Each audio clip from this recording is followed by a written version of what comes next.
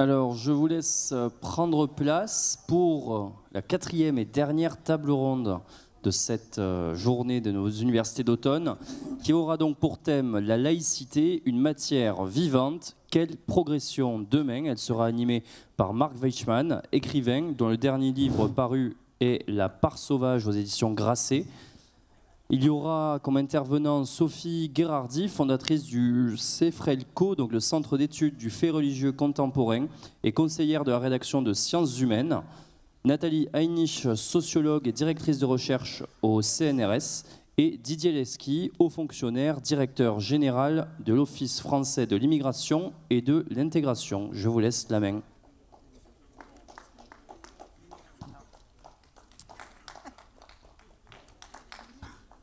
Voilà, bonjour à tous. D'abord, merci à Rissebag et Mario Stasi de m'avoir permis d'animer ce débat un peu au débeauté. On va commencer tout de suite. L'intitulé de cette table ronde, c'est donc la laïcité. Quelle progression demain face à la montée des populismes et des extrémismes politiques, la laïcité incarne une certaine idée de la modernité, dit la présentation. Et c'est effectivement la question du lien entre laïcité et modernité, et donc de la crise de la modernité qu'on va essayer d'interroger aujourd'hui. Jacqueline Costa-Lascaux tout à l'heure a fait des interventions, un certain nombre d'interventions brillantes sur la question de l'individuation de la pensée et donc par contre-coup la désindividualisation qui conduit aux religieux. La laïcité aujourd'hui, il me semble, en France se heurte à deux problèmes. On sent tous que la situation n'est pas facile. Il y a deux problèmes dont un est politique et relativement simple, qui est la question du prosélytisme, et qui est un problème politique. C'est-à-dire que sans prosélytisme, à un certain niveau, la crise de la laïcité n'existerait pas comme elle se pose aujourd'hui. Et c'est un problème qui court depuis l'affaire de Créteil en 89, qui n'a fait qu'empirer. Mais il y a un autre problème qui est un mouvement général anti-moderne auquel on assiste aujourd'hui, dont le début a probablement commencé dans les années 90 avec des figures comme en France Michel Houellebecq et d'autres qui ont expliqué que la modernité, l'absence de religion était le facteur principal de la décadence et du nihilisme et du capitalisme mondial. Et aujourd'hui, cette notion est reprise et développée partout. L'idée que la modernité est profondément insatisfaisante pour l'individu et que l'individualisme est une chose mauvaise qui doit être combattue et qu'on doit retrouver une forme de transcendance à travers non plus l'engagement politique, mais bien la redécouverte du bien et de la vertu à travers la religion. C'est une idée qui court aujourd'hui depuis les pays islamisés jusqu'aux États-Unis et en Angleterre et en Europe, où l'augmentation de la religion, pas seulement musulmane, mais il y a une étonnante augmentation de la religion catholique aux États-Unis et en Angleterre, par exemple, particulièrement chez les jeunes, qui est tout à fait étrange. Et voilà, il y a quelque chose d'insatisfaisant dans la situation contemporaine qui fait que les jeunes, en particulier apparemment depuis le Covid-19, dans plusieurs sociétés occidentales, tendent à se tourner vers une forme de religiosité qui passe pour être la version orthodoxe de la religion, mais ce n'est pas forcément le cas.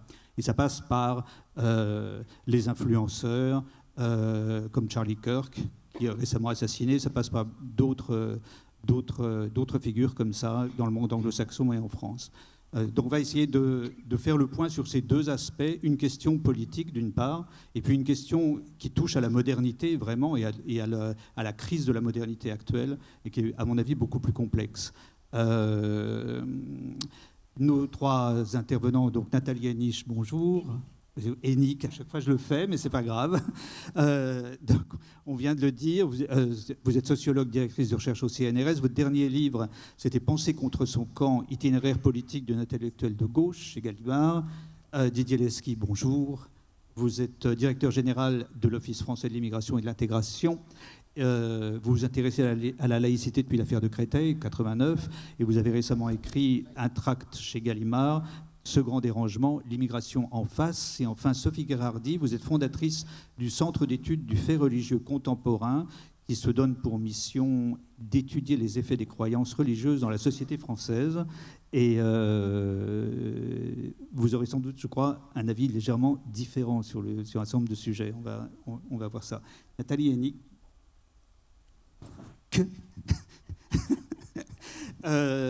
Je vous donne la parole pour commencer. Vous m'avez dit, avant de commencer, vous voulez parler de la question de la tolérance, notamment. C'est un des mots qui vous mobilise. En fait, j'ai préparé un certain nombre de petits mots-clés qui sont des mots pièges, hein, des mots qui sont apparemment formidables et qui, en fait, sont utilisés par les adversaires ou les faux amis de la laïcité pour la miner. Et notamment le mot tolérance. C'est un très joli mot, hein, mais c'est vraiment un cheval de Troie pour les cubénis. Bon. La laïcité, certains la définissent comme une tolérance religieuse. Le problème est que, en la définissant comme ça, ils excluent qu'on puisse ne pas tolérer l'empiètement des pratiques et des règles religieuses sur le domaine public et que l'on puisse avoir envie, comme je le fais, d'être extrêmement intolérant et souvent intoléranteux envers le spectacle de ces femmes littéralement bâchées, empêtrées, privées des signes de la féminité et même de l'humanité lorsqu'il y a dissimulation des visages. Personnellement, je n'ai aucune tolérance envers ces pratiques qui légitiment en acte la conception la plus fondamentaliste, la plus rétrograde, la plus sexiste et homophobe de la religion musulmane. Je ne peux pas y faire grand-chose, hélas, sinon de m'adresser à ces femmes en leur disant « Monsieur », histoire de leur faire comprendre l'incongruité de leur accoutrement.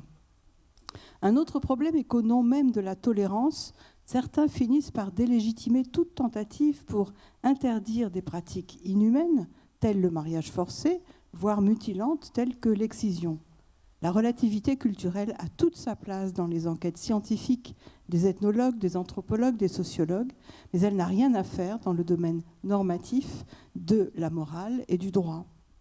Et il y a là une confusion des arènes entre ces différents domaines d'activité, l'étude dans le monde académique, l'élaboration des règles dans le monde civique et juridique.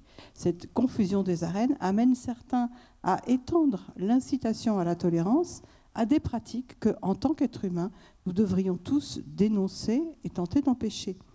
Car après tout, n'est-ce pas la culture des nazis qui les ont amenés à réaliser leur projet monstrueux d'extermination des Juifs?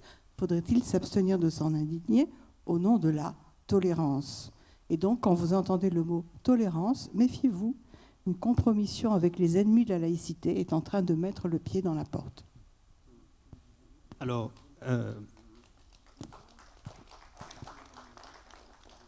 Sophie Gherardi, vous vouliez me parler, quand on s'est vu tout à l'heure, vous vouliez parler du temps. Et je pense que sur la question de la tolérance, votre position est différente. Alors, ce que je voulais introduire, puisque beaucoup de choses ont été dites depuis hier soir, et vraiment très intéressantes, mais il faudrait éviter d'être redondant. Donc, je voudrais ajouter d'autres aspects, et notamment le facteur temps. Les Italiens disent « il tempo è galantuomo », ça veut dire que finalement, le temps change les choses, parfois les arrange, on peut l'espérer. En tout cas, ce qui est certain, c'est que même si la question du rapport entre la sphère religieuse et la sphère politique et sociale, c'est pas une affaire d'hier, hein, c'est quand même un petit peu une permanence de l'histoire, même si l'histoire de la laïcité elle-même est une construction longue, eh bien ça bouge quand même assez vite. J'ai pu le constater puisque j'ai commencé à m'intéresser au sujet de la laïcité il y a à peu près une quinzaine d'années, au sortir de longues années au journal Le Monde, où j'avais pu constater qu'on était armé pour comprendre un tas de sujets, mais pas vraiment le fait religieux en réalité. C'est-à-dire que ça restait une sorte de quelque chose d'encapsulé dans une page loin, et que au fond on ne se rendait pas compte que ça devenait un mobile à nouveau après quelques décennies où ça n'avait pas été au cœur des préoccupations ni des individus, ni des États, ni des mouvements politiques. Voilà pourquoi je me suis intéressée avec mon mari Jean-Luc Poutier, qui lui était un historien des religions, contrairement à moi, à cette question de faits religieux. Donc, des années 2010 à peu près, je commence à m'intéresser, avec l'aide intellectuelle de François Rachline, à ces questions de religion et de laïcité. Et à ce moment-là, il y avait une chose assez intéressante, parce que quand je parlais aux gens de laïcité, ils me disaient laïcité, je dis, vous savez ce que c'est? Non. Alors vraiment, le non était assez massif. Ils ne savaient pas ce que c'était, ils ne savaient pas trop à quoi ça renvoyait. Aujourd'hui, alors François Cros tout à l'heure a parlé des études sur les jeunes et la laïcité. Dans un livre qu'ont fait Philippe Portier et Charles Mercier, à partir de cette même étude, qui s'appelle « Les jeunes et leur laïcité », il montre une chose, c'est que désormais les Français, et notamment les jeunes, quand on leur dit « vous savez ce que c'est la laïcité », ils disent « ah mais oui, tout à fait », mais ils sont 80% à dire « ah oui, ça je sais ». Alors après, on leur demande ce que c'est. Alors après, ils disent des choses très très contradictoires. Certains disent c'est mettre toutes les religions à égalité. D'autres disent c'est assurer la liberté de conscience. D'autres disent non, c'est surtout tenir les religions à l'écart du politique. Et les derniers disent non, c'est écarter les religions autant que possible, combattre les religions. Voilà. Et en fait, tout ça, pour eux, c'est la laïcité. Alors, on pourrait s'affoler, on pourrait aussi se consoler en se disant, après tout, finalement, c'est un concept assez attrape-tout dans lequel les gens parce que par ailleurs, ils aiment bien la laïcité, même les jeunes et même les musulmans, on reste quand même en majorité dans les Français qui trouvent que la laïcité est une valeur positive. Au moins ça, c'est-à-dire que en 15 ans, les gens, la laïcité, ils ne savaient pas ce que c'est. Maintenant, ils pensent savoir. Maintenant, moi-même, quand j'ai essayé d'étudier ce que signifiait la laïcité, c'est quand même pas facile à résumer. Alors, parce qu'en réalité, donc, on dit aux gens, c'est une liberté, c'est un ensemble de libertés, c'est une possibilité de liberté, si bien qu'on interdit ça et ça. Donc c'est vrai que ce n'est pas forcément complètement intuitif. Alors moi, je pense que ce qui est en train peut-être d'apparaître, c'est que on a fait... c'est-à-dire que c'est la société elle-même. Normalement, la laïcité, au départ, ça se pouvait... Il y a un juriste qui l'a défini comme ça. La laïcité, c'est la neutralité religieuse de l'État. Grand juriste. Alors ici, vous direz, non, c'est beaucoup plus que ça. Moi, je pense que c'est beaucoup plus que ça et que c'est notamment une sorte d'habitus social. Enfin, c'est une manière d'être française. Je vous donne un exemple pour sortir de l'islam. Imaginez que vous recevez un visiteur américain et qu'au moment de commencer un repas, il dit le bénédicité. Gros malaise quand même, parce que personne n'a l'habitude en France de dire le bénédicité au début d'un repas. Eh bien, c'est ça, pour moi, ce que finalement les gens qui ne connaissent pas, qui ne ressentent pas la société française, ne comprennent pas, c'est qu'il y a en France une habitude qui est de dire la religion, il y a des moments et des lieux pour ça. Et elle ne doit pas être partout. Donc c'est bien l'idée de séparation des ordres qui est apparue dans nos conversations. Ce que je veux dire, pour mettre ça sur une échelle de temps, c'est que les gens qui, aujourd'hui, ces jeunes qui voient la laïcité quand même beaucoup comme quelque chose d'assez injuste vis-à-vis de leurs camarades qui sont musulmans, ou d'eux-mêmes s'ils sont musulmans, eh bien, ils vont grandir, évoluer, changer. Je ne suis pas sûre que toutes les filles qui étudient et qui portent le foulard le porteront quand elles auront 40 ans ou 45, peut-être pas, j'en sais rien. En tout cas, il faut avoir foi, selon moi, dans les dynamiques sociales. Nous, la France n'est quand même pas un pays archipélisé au point que nous n'évoluions pas ensemble. Et vous mettez complètement de côté la question du prosélytisme de politique? Non, pas du tout. Il y a une poussée de l'islamisme politique. Enfin, voilà, les pays ont, dans le passé, il y a eu des poussées il peut y avoir une poussée du trumpisme ou une poussée de l'extrême droite ou un moment de l'extrême gauche. On sait répondre à ça. Ça ne paraît pas si évident pour l'instant. Si vous regardez la situation en Belgique, en Angleterre, il y a quand même une... Monsieur Leski aura beaucoup de choses à dire, je pense, là-dessus. Plus que moi. Est-ce qu'on assiste à un phénomène une dynamique sociale ou un phénomène politique Je pense qu'on assiste à un phénomène inquiétant. Voilà. Voilà, phénomène inquiétant. Et moi, je suis assez inquiet, peut-être un peu comme votre introduction, Marc. Je suis assez inquiet parce que le prosélytisme religieux, il s'est particulièrement développé sur la base de l'effondrement des espérances laïques. Voilà. Et ces espérances laïques, elles étaient quand même articulées sur l'idée de l'émancipation des femmes et des hommes.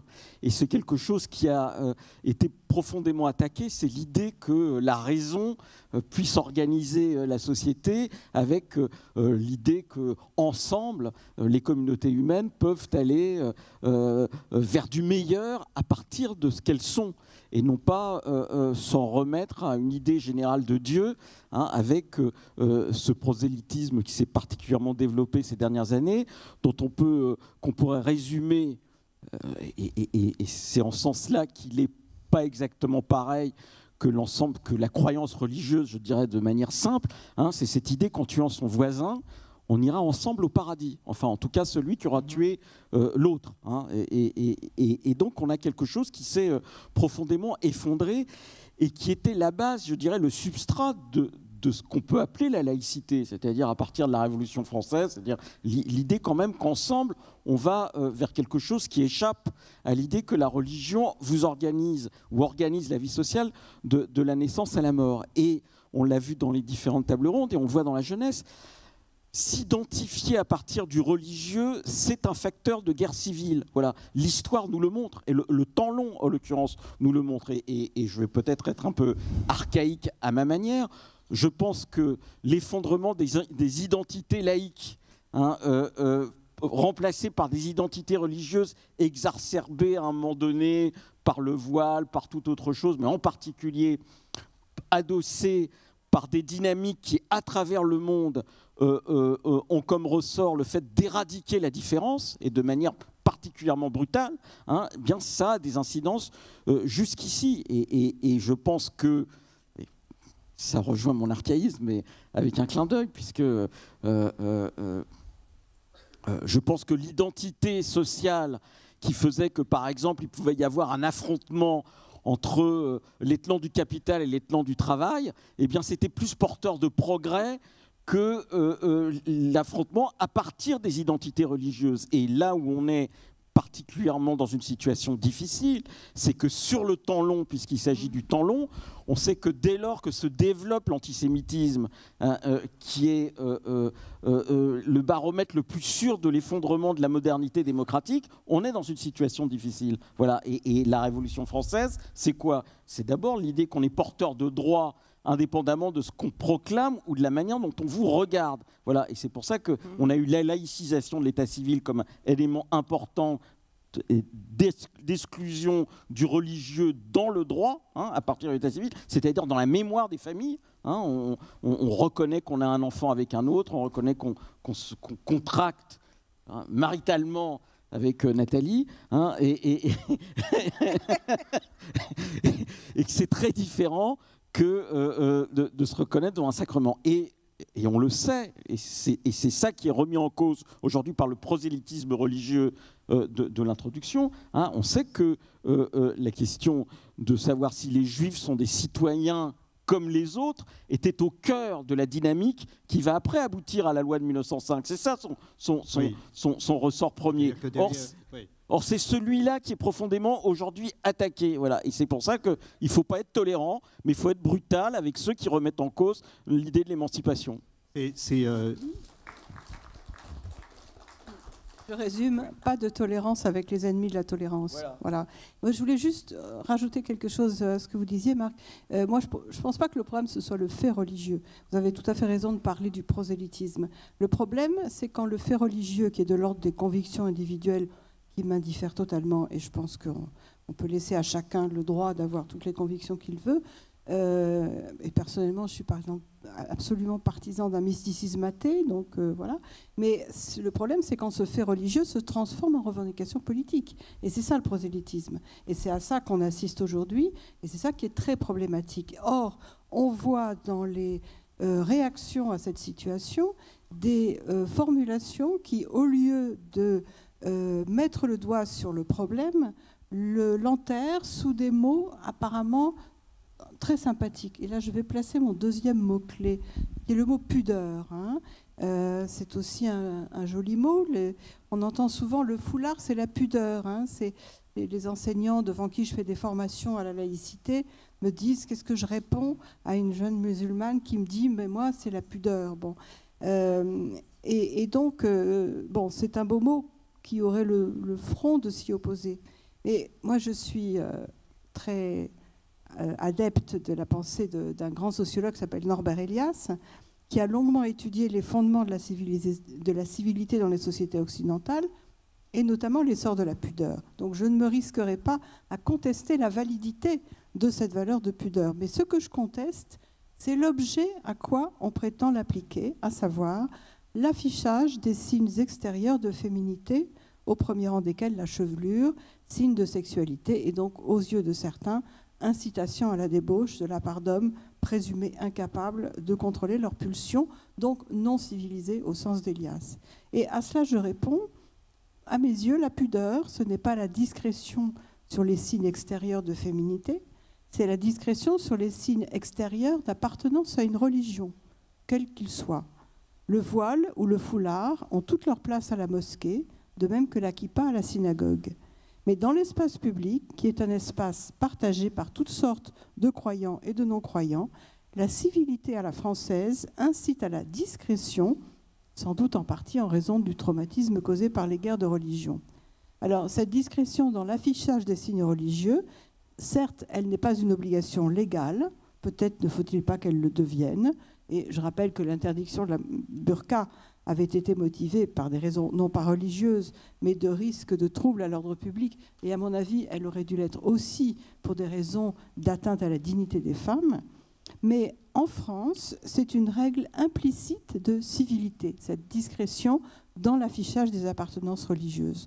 Or, et c'est ce que peuvent répondre les personnes confrontées à des musulmanes voilées, or, nous sommes en France et donc nous sommes en droit d'attendre de tous nos concitoyens un minimum de respect de nos règles de civilité. C'est ce qu'on nomme l'intégration. Et donc, quand vous entendrez le mot pudeur, répondez la pudeur dans l'affichage des appartenances religieuses, c'est cela qui pour moi est impudique et pas la chevelure en liberté.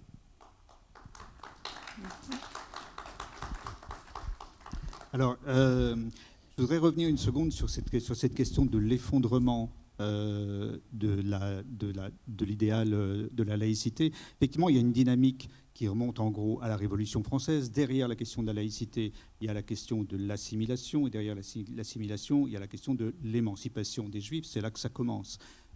Et cet idéal laïque et cet idéal de la modernité est en train effectivement de s'effondrer, pas seulement en France. En France, il prend la forme d'une crise autour de la laïcité. Dans d'autres pays, il prend d'autres formes, mais c'est quelque chose que tous les pays occidentaux pratiquement sont en train d'expérimenter en ce moment.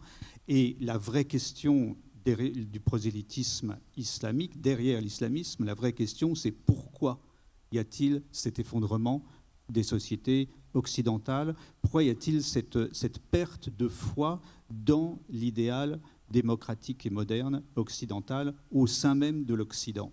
Si on n'arrive pas à répondre à cette question, je pense qu'on n'arrivera pas à affronter les menaces, d'où qu'elles viennent, islamisme, ou extrême droite. Je rappelle que les extrêmes droites, les mouvements qui sont en train de monter partout, basent leur popularité sur une critique de la modernité absolument équivalente dans ses buts et dans sa rhétorique, sinon dans ses moyens, à ce qu'on trouve dans les mouvements islamiques, c'est-à-dire refus de la liberté individuelle, refus de l'émancipation des femmes, nécessité du religieux, etc. etc. Voilà, je voudrais poser la question à vous trois. Quelle est la source, à votre avis, de la crise de la foi de l'Occident dans ses propres idéaux, alimentés, on le sait, aussi bien à l'extrême gauche dans les universités que dans les mouvements d'extrême droite et dans les mouvements islamistes? Alors, je ne sais pas si j'ai peut-être beaucoup de mal à répondre spécifiquement à cette question parce qu'elle est quand même multiforme et très compliquée. Mais je vais faire un petit détour en disant que cette foi dans la modernité, elle se perpétue et avec quelle force, par exemple en Iran. Pour l'instant, le régime des mollahs existe toujours, mais de la vie générale, il est moribond. Et quand ce régime, dont la toxicité a été quand même démontrée non seulement sur le pauvre peuple iranien, mais aussi sur le fait qu'ils ont nourri cet islamisme politique au départ, enclenchant par là une surenchère du côté des sunnites, et tout ça finissant par donner cet islamisme rampant et internationalisé auquel nous avons à faire face. Donc je pense que les choses peuvent évoluer, non seulement en Iran, elles vont évoluer, je l'espère rapidement. J'espère que les choses évolueront rapidement aussi dans le monde sunnite, parce que si le monde chiite se transforme, le monde sunnite se transforme aussi.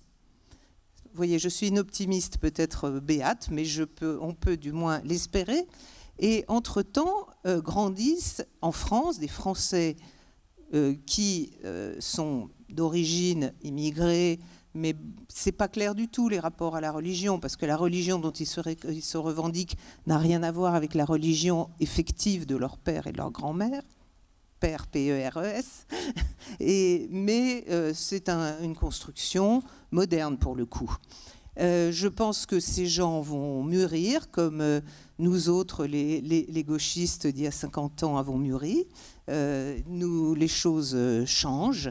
Les réflexions... Moi, ça m'a un tout petit peu gênée dans nos discussions, à quel point nous avions quand même une vision très essentialiste des jeunes qui n'étaient pas forcément nommés, mais enfin des jeunes musulmans, comme s'il n'y avait pas de discussion entre eux, de réflexion dans leur famille sur ce que c'est l'islam, dans tous les pays, l'islam et l'islamisme, dans tous les pays d'origine, des tensions entre, disons, un islam paisible et un islam militant et agressif existent. Le terrorisme islamiste a beaucoup frappé dans les pays d'origine de nos jeunes Français musulmans d'aujourd'hui.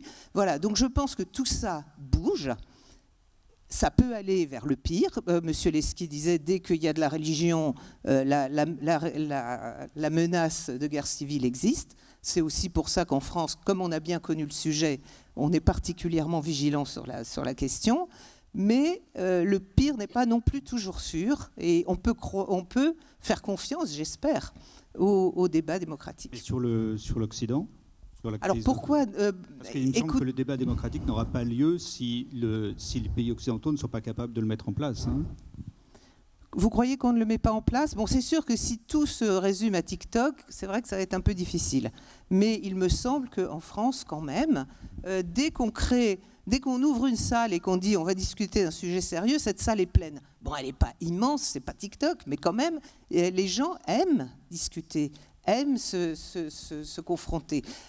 Bon, mais peut-être l'optimisme me rend toujours affaibli ma pensée, qui sait. Didier Leski, sur la situation dans divers pays occidentaux, je pense à la Belgique, je pense à l'Angleterre, je pense à... Je ne vais pas demander un discours, mais il y a quand même sur cette question de la perte de toute capacité de résistance, sur la perte de foi de l'Occident dans ses propres idéaux et dans sa capacité de résistance. et dans la conscience individuelle, la fatigue de la liberté démocratique, en fait. Je pense que je pense que c'est ce que j'ai un peu essayé de dire, c'est qu'il y a un phénomène de longue durée à partir de, je dirais, des sociétés du grand mensonge, comme disait Anton Siliga. C'est-à-dire, au fond, c'est mon opinion, hein, un des facteurs qui a vraiment complètement sapé l'espérance dans la modernité, c'est la trahison des idéaux socialistes. C'est-à-dire la manière dont tout ça a terminé dans quelque chose qui est l'inverse de l'émancipation qui était souhaitée, avec au cœur de cet écroulement la question démocratique. Voilà, c'est ce sujet-là qui non seulement n'a pas fait expérience, mais qui a été abandonné dans la réflexion des socialistes ou des républicains de manière plus large, et ce qu'a montré par exemple la table précédente, et c'est là où je suis plutôt inquiet sur le devenir, c'est justement, vous parliez de l'Iran, dans mon jeune temps, mais qui est ancien, je suis d'accord, hein, le voile aurait été abordé d'un point de vue internationaliste. C'est-à-dire le fait de le laisser prospérer ici, c'est ne pas aider les femmes iraniennes. Voilà, c'est ça qui est fondamental.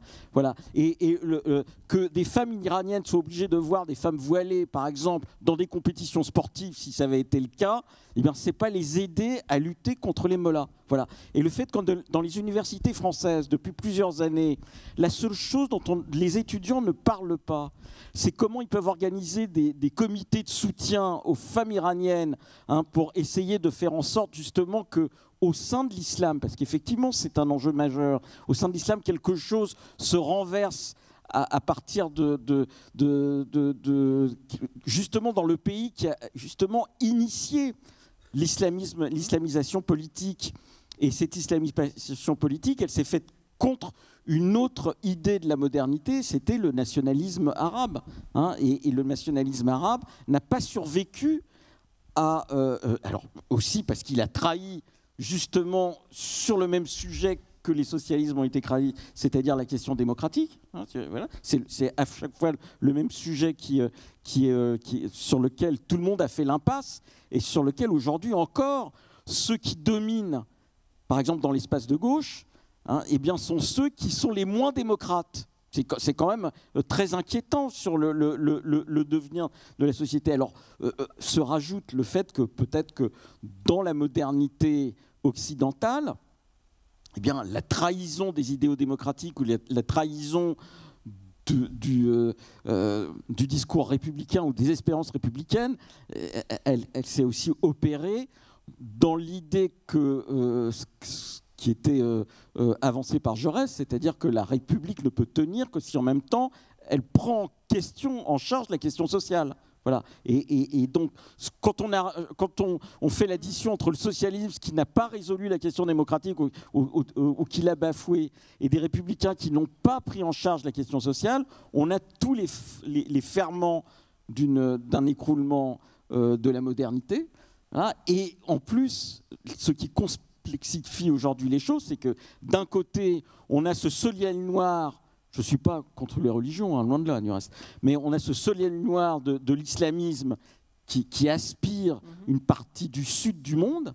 Hein, et l'autre modèle auquel font référence aujourd'hui un certain nombre d'élites, en particulier dans le sud du monde, qui était celui où on espérait que les choses aillent mieux à partir de la révolution anticoloniale, eh c'est le modèle chinois, qui est un modèle laïque, autoritaire, et qui en plus arrive à développer un capitalisme, hein, ce que l'Union soviétique n'arrivait pas à faire. Hein. On disait, quand j'étais jeune, toujours, il y a longtemps, je veux dire, l'Union soviétique, ça ne peut pas se développer, parce que c'est pas la démocratie, et donc ils sont incapables même de faire fonctionner les chars, et donc quand la droite dit que les chars vont arriver en 2 étapes du Tour de France jusqu'à la frontière allemande, c'est pas possible.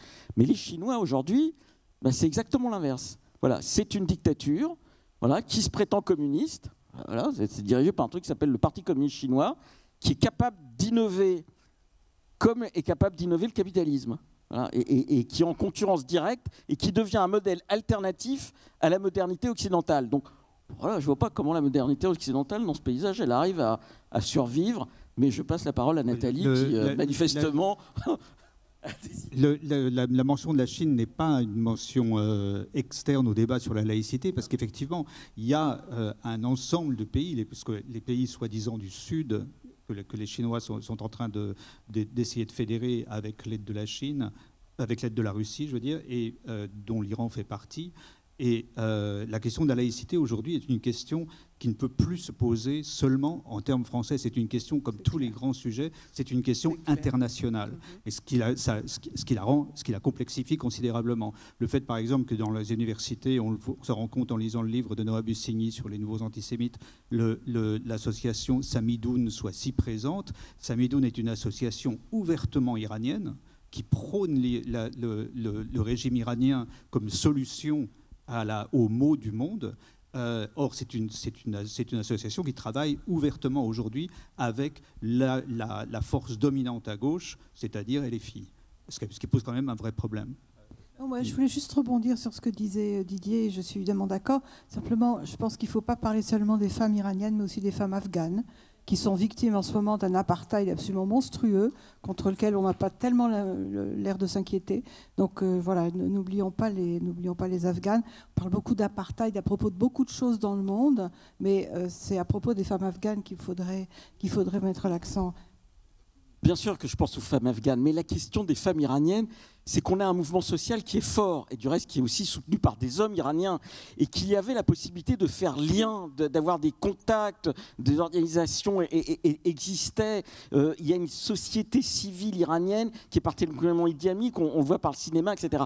Et elle a été très clairement abandonnée par la gauche. Je ne peux pas le dire différemment. Elle a été très clairement abandonnée par la gauche, et en particulier dans les universités. Et c'est honteux. Voilà, il n'y a pas d'autre mot. Voilà. Je suis entièrement d'accord. Mais je voulais juste essayer de répondre à la difficile question qu'a posée Marc. Toutes les sociétés ont toujours vécu avec des idéaux. Évidemment, les idéaux changent selon les cultures, selon les moments. Les idéaux religieux ont été très longtemps dominants, qu'ils soient eschatologiques pour la vie après la mort ou prosélytes pour répandre la religion partout. Bon. Ils ont leur haut et leur bas. Malheureusement, aujourd'hui, ils ont à nouveau leur haut, mais bon. On a des idéaux patriotiques qui ont pu être très forts, qui aujourd'hui, en Occident, tendent à se reconfigurer autour du sport. Bon, pourquoi pas. Et puis, on a des idéaux politiques. Et là, je suis entièrement d'accord avec ce que dit Didier sur la trahison à gauche dans les mouvements progressistes de ces idéaux progressistes, justement par l'histoire telle qu'elle est devenue. Et moi, ce que je vois aujourd'hui, c'est que cette trahison des idéaux progressistes, elle a lieu sous nos yeux dans ce mouvement qu'on appelle woke, contre lequel j'ai pas mal bataillé, et qui est une véritable trahison du progressisme.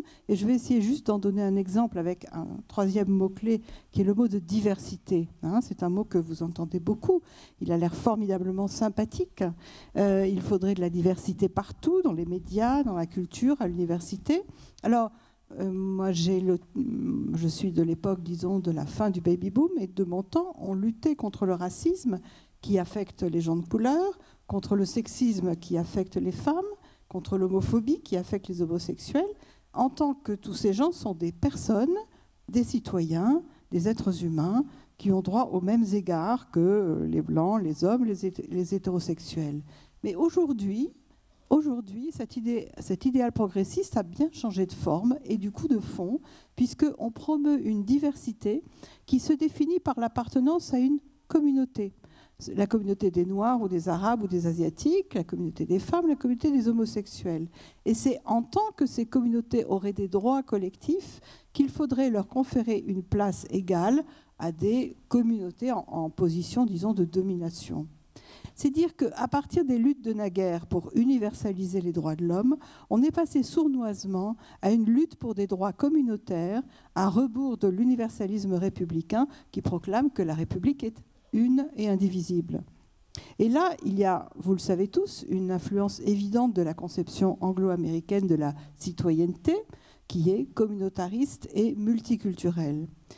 Alors, si c'est ce que veulent les chantres de la diversité, qu'ils le disent clairement, s'ils l'emportent, nous n'aurons plus la possibilité de lutter contre le séparatisme, de lutter pour la notion de citoyenneté, pour l'universalité de la condition humaine, pour la paix par la suspension des appartenances et non pas par l'équilibre des forces entre communautés, un équilibre qui est toujours forcément précaire. Et donc, quand vous entendez quelqu'un défendre la diversité, demandez-lui jusqu'au communautarisme, jusqu'à la réduction de chaque être humain à un symbole de sa, entre guillemets, communauté, jusqu'à la mise à l'écart de ses compétences propres, de sa personnalité, de ses mérites, au profit d'une mise en avant de son appartenance à une communauté. Moi, je dis, c'est ça la trahison de l'idéal progressiste. Alors, avant d'aborder la troisième dernière partie de ce débat, je vais rectifier, juste permettre de rectifier sur la référence à la culture anglo-saxonne. Je pense qu'il y a un malentendu là-dessus. La culture anglo-saxonne n'est pas un communautarisme, et ce qui se passe avec le wokisme n'est pas issu de la tradition anglo-saxonne. La tradition anglo-saxonne d'immigration, c'était une tradition, en particulier aux États-Unis, c'est une tradition où les immigrés abandonnaient l'ancien pays et leurs anciennes traditions pour s'américaniser en préservant quelque chose de leur tradition. Ce qui se passe dans les universités est la destruction de ça, par le biais d'un certain nombre d'éléments théoriques plus ou moins bien compris importés depuis la France. Mais c'est un autre sujet. Enfin, je tenais à le préciser parce qu'il y a un malentendu là-dessus. Puisque ce débat tourne autour de l'avenir de la laïcité, je voudrais qu'on finisse sur la question de l'optimisme. Puisque Sophie Gherardi, vous êtes probablement la seule optimiste, certainement à cette table, sinon dans toute la salle. Donc, faut-il vraiment... Est-ce que l'optimisme est une arme ou une faiblesse ? Je vous pose la question à tous les trois. Je vais commencer par vous, Sophie Gherardi. Est-ce que l'optimisme est utile pour faire face à ce qui se passe ? Ou est-ce qu'il ne faut pas plutôt être... est-ce que le pessimisme n'est pas un facteur de réveil si on veut essayer de se battre ? Alors, moi, je ne mettrais pas un signe d'égalité entre optimisme et naïveté. C'est pas parce qu'on pense que les gens peuvent s'améliorer, ce qui, je suis désolée, fait partie des missions de l'école et des aspirations de la laïcité aussi. Donc, on n'est pas figé, mauvais pour toujours, gâté, pourri pour toujours. Non, on peut s'améliorer. Donc, en ce sens, l'optimisme est de mise. On peut aussi, sans naïveté, se battre et essayer de faire... Voilà, de tenir... Je dis toujours, en France, on respecte les religions, mais on les tient en respect aussi.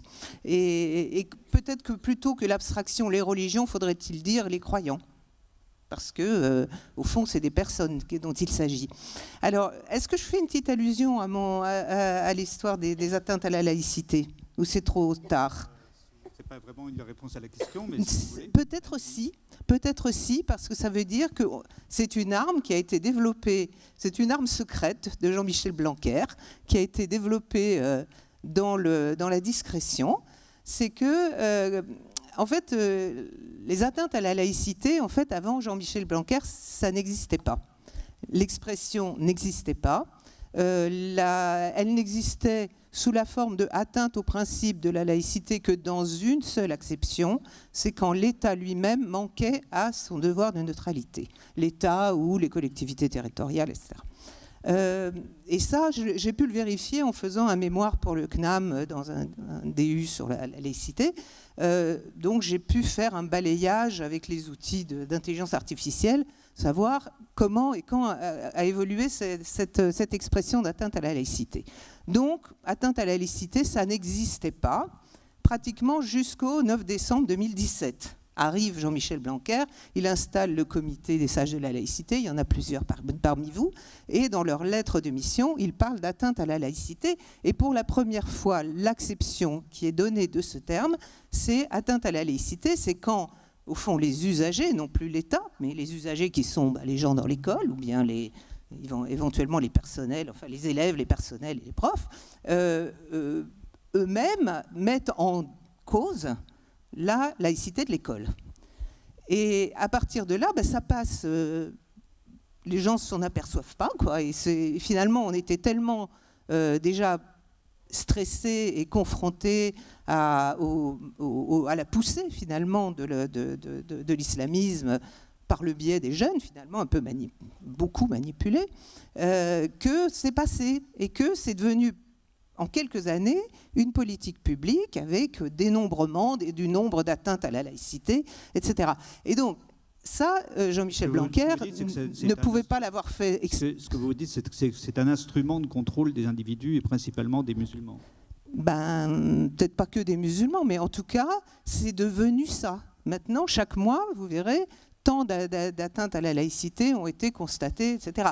Or, 10 ans avant, ça n'existait pas, puisque l'expression même n'existait pas. Oui, mais parce que les choses ont évolué, peut-être. Oui, aussi, mais ce que je veux dire, c'est que voilà, là, on a installé, au fond, une arme, à la fois de connaissance du terrain, pour montrer aux gens que l'institution est là. Il dit ce que vous dites, c'est que le pessimisme et le sens de l'urgence conduit à des mesures liberticides, pour répondre à... Je ne suis pas aussi catégorique que ça, parce que finalement, que ces gens-là se rendent compte qu'on ne rentre pas comme dans du beurre, c'est peut-être pas mal. Oui, je pense que c'est tout le débat de la loi de 2004, c'est-à-dire la mutation de la loi initiale de 1905 d'une neutralité de l'État à une neutralité des usagers. Et la loi de 2004 a entériné l'idée qu'on peut contraindre les usagers de l'école. C'est la première qui le fait vraiment, oui. Absolument. Et du même coup, la notion d'atteinte à la laïcité pour désigner des contraventions, si on peut dire, à cette règle de suspension des appartenances religieuses ou de la manifestation des appartenances religieuses dans le cadre scolaire, et me semble parfaitement légitime, puisque c'est le constat du fait que, sous le coup justement d'un prosélytisme islamiste qu'on connaît bien, ces atteintes se sont multipliées de façon telle qu'il a fallu voter la loi de 2004, puis le décret sur la baya, etc. Bon. Oui, et je pense que ce qui peut nous rendre optimistes, c'est justement notre capacité à faire évoluer notre conception des lois et nos lois elles-mêmes, de façon à les adapter à la réalité des choses. Je pense que c'est une excellente chose que l'on ait, sans le dire comme on l'a dit, sans le dire explicitement de cette façon-là, mais qu'en fait, avec 2004, puis le décret sur l'interdiction de la baya, on a respecté non pas la lettre de la loi de 1905, mais son esprit, c'est-à-dire la défense de la liberté de conscience dans un cadre civique où on forme des citoyens, qui n'a rien à voir avec le cadre ordinaire de la vie familiale, de la vie individuelle. Et je pense que c'est absolument légitime. Et c'est légitime justement parce qu'il y a adaptation à la réalité des choses, et cette réalité, encore une fois, étant celle d'une montée de l'islamisme. Il est absolument heureux que nous ayons eu l'intelligence, sauf Jean Bobéro qui n'a pas voté pour cette loi en 2004, mais que nous ayons eu l'intelligence de voter la loi de 2004 et de faire interdire la baya à l'école. Et j'espère que nous allons continuer à adapter nos lois, nos règles et aussi nos mœurs, nos règles de civilité, le plus possible à cette lutte contre un entrisme d'une conception politique de la religion qui n'a absolument rien à faire, me semble-t-il, non seulement en France, mais j'aimerais le dire aussi dans tous les pays du monde, si on veut garder un minimum de conditions de paix. Alors si j'ajoute juste une chose, pardon, je peux pas, non ? Excusez-moi, vous avez, enfin moi je vous suis beaucoup là-dessus. La seule chose qui me chiffonne, c'est que dans le même temps où était appliquée cette nouvelle approche, eh bien, le soutien à la liberté de porter des signes religieux à l'école parmi les jeunes n'a fait qu'augmenter. Donc, c'est ça qui m'inquiète un peu. Ça peut être un tout petit peu contre-productif. C'est inquiétant en raison de la confusion qui règne dans beaucoup de jeunes esprits entre une liberté apparente qui est la liberté de s'habiller comme on veut, etc., et ce qu'implique dans certains cas une tolérance à ces effets de liberté qui peuvent devenir le contraire de la liberté, c'est-à-dire les pressions communautaires qui, derrière cette apparence de on est libre de porter le voile, on fait ce qu'on veut, etc., va devenir une véritable pression communautaire beaucoup plus contraignante que la loi. Voilà. Et ça, les jeunes ne s'en rendent pas compte. Et c'est notre rôle à nous, adultes en tout cas, bon, il y a un peu plus de bouteilles qu'eux, de leur faire comprendre ça. Et bon, si on peut être optimiste, c'est dans l'idée que peut-être on arrivera à leur faire comprendre. Izelski. Non, mais il faut rester optimiste. Marx avait une formule, hein, l'humanité ne se pose que les questions qu'elle peut résoudre. Donc voilà, donc on peut espérer qu'on arrivera à résoudre les sujets qui sont devant nous de manière positive. Mais cela dit, on a quand même deux problèmes, je crois, pour prolonger. Le premier, c'est que, bien évidemment, l'échange là, c'est de dire l'État, hein, en surplomb, fait en sorte que ça ne dérive pas trop. Voilà. Mais en réalité, c'est un aveu de faiblesse terrible. Parce que, d'abord, l'État, faut savoir qui le dirige, c'est pas aussi simple que ça. Et surtout, c'est bien la preuve que, dans le monde, en particulier enseignant, il n'y a pas eu une mobilisation suffisante de ceux qu'hier on appelait les hussards de la République pour faire en sorte que l'État ne soit pas obligé d'intervenir pour rappeler des règles qui semblaient évidentes dès lors que c'est un lieu d'enseignement qui est chargé de former des citoyens pour que demain, justement, il fasse vivre la République. Donc c'est le fait que l'État soit à ce point-là intervenu, et c'est le départ de Creil, puisqu'il fallait en parler, hein, ou Aubervilliers, qui va amener, le lycée d'Aubervilliers qui va amener à ça. Pourquoi l'État intervient après les problèmes posés par des lycéennes qui portent le voile à Aubervilliers? C'est parce que justement, le corps enseignant est incapable, en son sein, de réguler le problème. Hein, un corps enseignant où l'enseignant le plus à droite devait être membre du Parti socialiste. Hein, je veux dire, faut quand même se rappeler ce que c'était que le lycée d'Aubervilliers. Ça, c'est le premier problème qu'on a. C'est-à-dire, quand même, et ça renvoie tout à l'heure à ce que j'ai dit, c'est-à-dire l'effondrement, malgré tout, d'une partie de la société dans sa capacité à se mobiliser en termes d'autodéfense pour continuer à être en progrès. Voilà. Et donc, l'État, bien sûr, est là, mais demain, il peut être dirigé par d'autres. Hein, voilà. Le deuxième problème que nous avons, c'est la force, malgré tout, de modèles qui sont foncièrement hostiles à ce que nous sommes, hein, et qui allient aujourd'hui puissance économique et puissance religieuse, au sens où c'est une espérance assez simple, hein, je tue mon voisin, ou en tout cas je ne lui laisse pas le droit de vivre, etc. Et voilà, c'est ça. Et ça irrigue jusqu'ici. La fascination d'une partie des jeunes de banlieue, puisque j'ai été 4 ans préfet en Seine-Saint-Denis, par exemple pour Dubaï ou d'autres, etc., où on doit absolument aller en vacances, alors que c'est quand même l'inverse de nos sociétés, c'est très inquiétant. Hein. Alors, je peux rajouter que ça vient de loin. Hein. Ceux qui signent l'échec de la révolution algérienne, hein, de l'indépendance algérienne, c'est le fait que la première chose que fait Ben Bella dans le décret sur la nationalité qu'il signe en 1963, hein, c'est de dire qu'on ne peut être algérien que si on a 2 ascendants musulmans, ce qui arrive immédiatement à cette idée que les juifs qui sont là avant l'islamisation ne peuvent pas être citoyens algériens.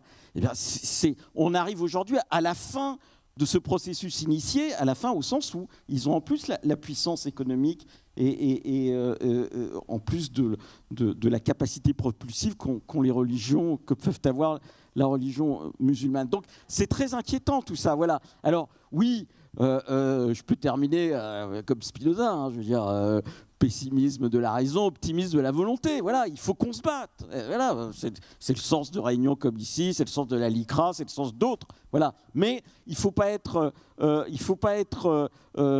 naïf sur où on en est des rapports de force. Voilà, et l'État ne peut pas nous sauver simplement parce qu'il est l'État, parce que l'État, ça n'existe pas indépendamment de ceux qui l'animent. Absolument.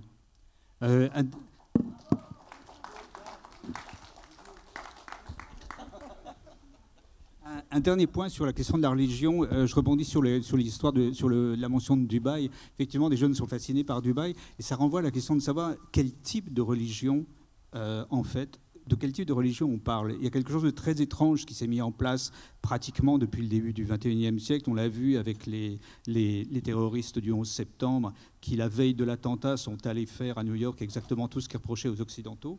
c'est-à-dire les clubs de striptease, l'alcool, etc.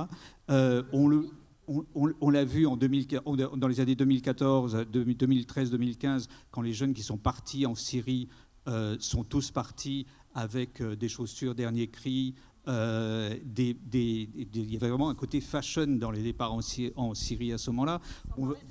Sans parler de la flottille, évidemment, qui est un must. Mais la flottille n'est pas spécifiquement musulmane, enfin en théorie. Donc il y a quelque chose dans cette notion, et on le voit aussi dans cette espèce de religiosité chrétienne aux États-Unis, où Peter Thiel, le patron de Palantir, qui est l'une des principales, des plus riches start-up aujourd'hui des plus politiquement influentes, est à la fois un mogul technologique et un fanatique religieux catholique qui parle de l'Apocalypse tous les jours. Donc, et effectivement, les versions de religion qu'on a sont des versions hérétiques d'une certaine manière, parce qu'elles sont toutes apocalyptiques. L'horizon de ces religions n'est pas la vie sur Terre, en tout cas telle qu'elle se manifeste, c'est la fin du monde. Et il y a quelque chose d'attirant là-dedans, dans cette idée que cette idée d'une forme, on va sommer le bon dans le détruisant. Il y a quelque chose comme ça qui est en jeu, où la religion, contrairement à ce que pensait Dostoïevski, c'est pas quand Dieu a disparu que tout devient possible, c'est parce que Dieu existe qu'on peut faire n'importe quoi. C'est très étrange comme retournement, et il me semble que ça caractérise le XXIe siècle, ce mélange de foi et de nihilisme. Je ne sais pas qui veut répondre à ça. Non, mais il y a une sorte de syncrétisme où la modernité, la pointe avancée de la modernité capitaliste a épousé la religion la plus archaïque, et ça nous donne les tenues pour aller se baigner comment on appelait ça, via les réseaux sociaux. Oui. Hein, voilà, et ça c'est indépendamment. Oui, il y a quelque chose là. Après, il y a quand même une deuxième chose, c'est pas simple à dire. Enfin, c'est pas la même chose d'avoir ou de se revendiquer d'un Messie qui s'est fait crucifier sur une croix et un Messie qui était un guerrier et qui passait les gens au fil de l'épée. Enfin, je veux dire, il faut quand même le dire que ça n'inclut pas les mêmes références, voilà.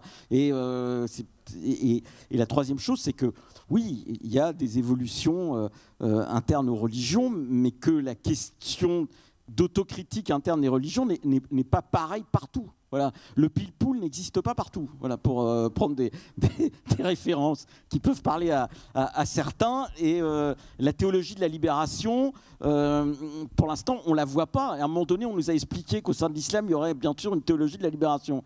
Ce qu'on a vu, c'est exactement l'inverse. C'est une théologie du massacre, hein, et particulièrement efficace. Donc voilà, ce qui est important, ce n'est pas forcément ce qui se voit avec les yeux. À propos de cette dimension comme disait le Petit Prince. À propos de cette dimension apocalyptique, je pense qu'il ne faut pas qu'on oublie le rôle des réseaux sociaux, dont on sait très bien maintenant que les algorithmes favorisent systématiquement ce qui est le plus excessif, le plus radical. Et je pense qu'une grande partie du radicalisme religieux fonctionne et se développe grâce aux réseaux sociaux. Je signale pour votre information que le mois prochain paraîtra le prochain numéro de la revue Cité, dans lequel je dirige un dossier intitulé « Les ravages des réseaux sociaux », où il est beaucoup question de ça, donc je vous suggère cette lecture. Bonne revue. Il nous reste un quart d'heure, on va commencer peut-être, on va prendre des questions de la salle s'il y en a. Y en a-t-il? Non? Si, oui. Je ne sais pas qui donne les micros. Le micro arrive. En attendant, si je peux me permettre, il faut quand même rappeler qu'il y a 120 ans, quand la loi de 1905 a été adoptée, 90% des enfants en France étaient baptisés avant 3 mois. Aujourd'hui, plus de 50% des Français ne croient en rien, enfin en tout cas en rien de religieux, et en tout cas pas en Dieu. Et alors, il y a peut-être aussi un effet de stress devant, disons, d'une France très déchristianisée, déreligiosisée, devant une partie de la jeunesse. Elle peut être antillaise aussi bien d'ailleurs, ou africaine, ou pas seulement maghrébine d'origine, mais qui veut croire à quelque chose. Ou elle peut être russe ou ukrainienne. Donc on a aussi perdu une espèce de familiarité avec le religieux. On revient à cette question-là. Oui, je sais qu'au sein de la LICRA, on ne fait pas de politique, évidemment. On se met au-dessus de la politique. Sauf au sens noble du terme, c'est comment on organise la vie de la cité. Cependant, on a cité avec intelligence l'évolution aujourd'hui de notre société, et notamment on a fait allusion au livre qui s'appelle « Le nouvel antisémitisme ». Pourquoi finalement, quand on réfléchit, on a plusieurs orateurs ont fait référence au travail de SAP, mais qui aujourd'hui est officiel, de LFI. C'est-à-dire qu'elle utilise, ah non, mais il faut être aujourd'hui clair, ne vous étonnez pas, tout le monde le sait, en utilisant les réseaux islamistes. Et c'est un énorme recul, j'en suis persuadé, et je pense que 95% des gens informés dans cette salle le savent, et le livre vient confirmer, après une enquête extrêmement sérieuse, que ces réseaux sont associés à une partie des gens qui ont un grand nombre d'élus politiques en France, et qui organisent d'ailleurs, en partie, le fait que la France ne peut plus être aujourd'hui gouvernée comme une démocratie. Donc moi, j'aimerais que quelqu'un parmi les orateurs puisse réagir à ce que je viens de dire, et qui a été d'ailleurs évoqué par l'un ou l'autre des participants. Je parle de démocratie aujourd'hui, donc de laïcité. L'idée que... Si jamais il y a un partisan de LFI dans la salle qui lève la main. Mais en effet, ce n'est pas du côté de LFI qu'on va trouver aujourd'hui ni les défenseurs de la laïcité, ni les défenseurs de la démocratie. Voilà, tirons-en les conséquences qui s'imposent. Mais bon, voilà, je pense que pour moi, ce n'est pas le lieu d'aller plus loin. Chacun décide pour qui il vote.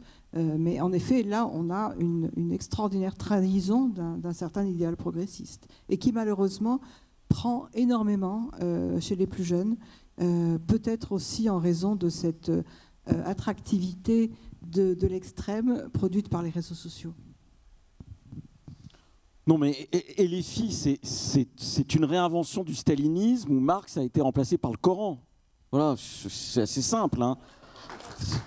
Voilà, c'est un mouvement stalinien dans son fonctionnement, où il n'y a pas de démocratie interne, où il y a un appauvrissement intellectuel total, et où la référence mobilisatrice qui n'est pas celle d'un prolétariat, mais d'un peuple inconstitué, c'est ce qu'il y a de pire dans le religieux. Voilà, je ne peux pas le dire différemment. Voilà, c'est exactement ce que je pense, et je sors de mon obligation de réserve, mais... Oui, non, l'évolution de LFI a commencé en fait avant le 7 octobre. Elle a commencé avec l'affaire Médine à l'université d'été. Et dès ce moment-là, la question de la religion, la question de l'islam est devenue pratiquement le seul cheval de bataille de LFI. Il est clair qu'il y a une stratégie qui est à l'œuvre, une stratégie explicite aujourd'hui, qui veut créer les conditions d'une crise politique majeure dans le pays à travers cette question-là. Ça fait aucun doute. J'ajoute quand même que LFI ajoute aussi à ces motifs récurrents la lutte contre l'extrême droite. Pourquoi ? Parce que la gauche radicale a abandonné le soutien des classes populaires, elle a abandonné la laïcité, elle a abandonné l'universalisme, elle a abandonné la lutte contre l'antisémitisme. Qu'est-ce qui lui reste ? Lutter contre l'extrême droite, hein. C'est son motif incantatoire. Et la question à laquelle personne ne répond, c'est de savoir pourquoi il a fallu une personnalité comme Jean-Luc Mélenchon pour fédérer la gauche. Ça, c'est quand même la question à 2 millions d'euros. On peut poser la question à propos de Staline. Hein. Oui, c'est vrai. Oui, mais justement, après... Attendez, Staline ne fédérait pas la gauche. Non, là, je m'insurge complètement. Voilà. Oui. Moi, j'aimerais qu'on change de focale. C'est bien de parler de la situation française actuellement, mais quand on travaille avec des jeunes qui viennent de partout, quand on travaille avec des gens qui... On a quand même, Didier, vous le savez, beaucoup de gens qui viennent d'ailleurs. Si on continue à parler en termes d'organisation des partis en France, c'est raté. C'est intéressant. Je vous remercie de votre débat. C'est intéressant. Mais ça sera raté. Parce que, justement, on est en train de dire que, on l'a vu tout à l'heure, la laïcité s'inscrit dans un temps long. C'est une conquête de liberté. C'est des combats. C'est des gens qui ont donné leur vie pour ça. Alors moi et les filles, c'est un moment dans notre histoire, mais je crois qu'il faut retrouver le temps long, et vous l'avez dit, mais aussi autre chose, un regard civilisationnel. Les religions, et je suis athée, et d'une longue lignée, les religions, ce sont aussi des faits de civilisation. Et qu'il y ait des jeunes, des moins jeunes, qui ont envie de dire à travers la religion, qu'ils ont envie de rêver, qu'ils ont envie de solidarité, de fraternité, ça a été dit tout à l'heure, qu'ils ont envie de penser à leur manière un certain universalisme, qu'ils ont envie de penser la question de la responsabilité. C'est à partir de là, et nous en leur disant, vous faites fausse route, si vous êtes dans des stéréotypes qui vont penser que l'impur c'est l'autre, que nous sommes dans des situations où vous allez être un homme si vous distinguez d'une femme, etc. C'est tout à fait possible. Et on libère l'imagination, on libère la création. Et en même temps, deuxième focale, la solidarité internationale.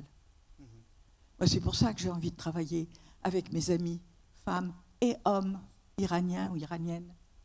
C'est pour ça que j'ai envie de travailler avec des gens... Ouais. Pardon, je vois le... Et que dans le cadre du dialogue euro-arabe, pendant 12 ans, j'ai vu des amis qui voulaient se battre pour la démocratie. Peut-être pas tout à fait la démocratie telle qu'on la laïcité telle qu'on l'entend ici, mais je les ai vus disparaître. Alors, et les filles, c'est une véritable interrogation. Mais le reste, ouvrons sur autre chose. Je vous en prie, on n'est pas crédible si on s'enferme nous-mêmes là-dedans. Et on est en train de faire de l'intégrisme sur notre vision hexagonale. Il y a autre chose qui se passe.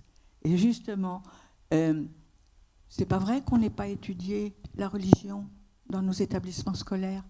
On n'a pas arrêté de faire de l'histoire de l'art, on n'a pas arrêté dans la littérature, on n'a pas arrêté dans l'histoire des sciences, etc. À chaque fois, ces faits de civilisation ont traversé avec le meilleur et le pire. Et ayant été présidente de la Ligue de l'enseignement, je peux vous dire que quand j'en suis partie en ayant vidé Tarek Ramadan, qui a été récupéré par la Ligue des droits de l'homme, ce qui était intéressant, c'était la naïveté des gens qui se disaient laïcs et qui ont accueilli Tarek Ramadan. Et au nom de quoi? Je vais m'arrêter. Au nom... Ouais. On voit une culture politique. Non, tout à fait raison. Mais au nom de quoi? J'ai fini par dire aux amis de la Ligue de l'enseignement, mais dites-moi, vous avez tous été enfants de cœur? Ils avaient tous été enfants de cœur, et c'était tous des sortes de défroqués. Moi, pas. Il y a une autre histoire de la laïcité que celle qui est enfermée dans nos propres limites. Une ou deux dernières questions, enfin interventions, c'est pas une question en l'occurrence.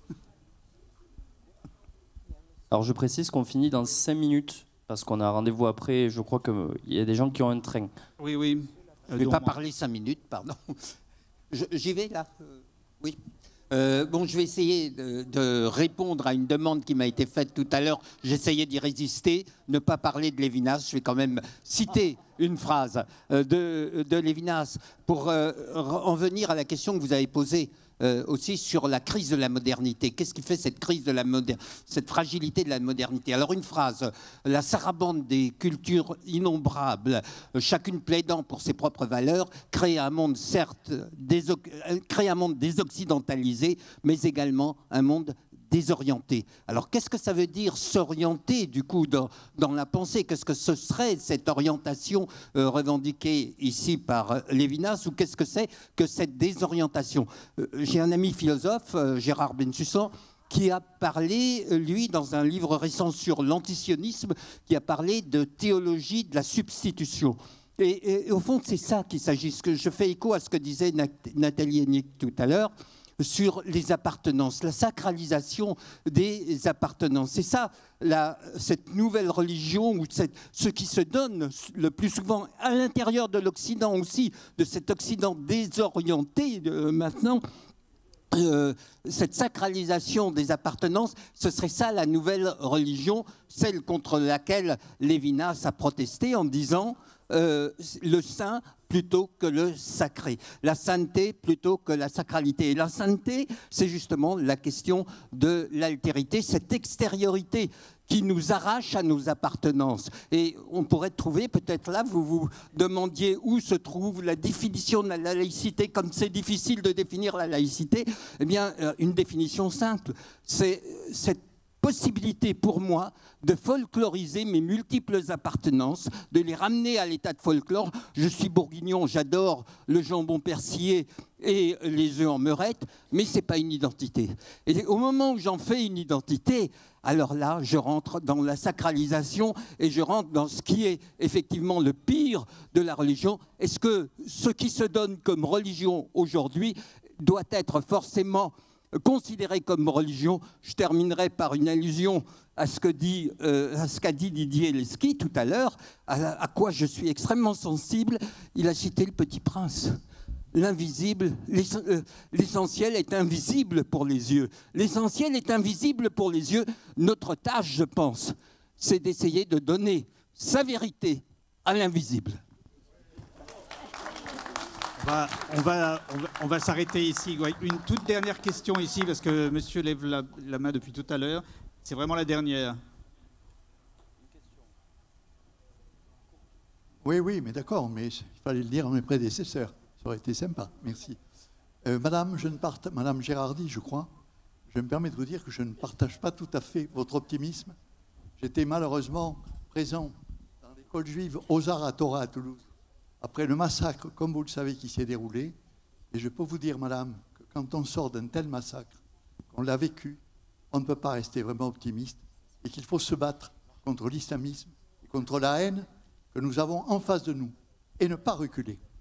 Et je dis le contraire, non, je crois pas. Non, ce que je pense, c'est qu'on peut vaincre, c'est tout. Voilà, on va s'arrêter ici. Des gens ont un train à prendre, dont moi.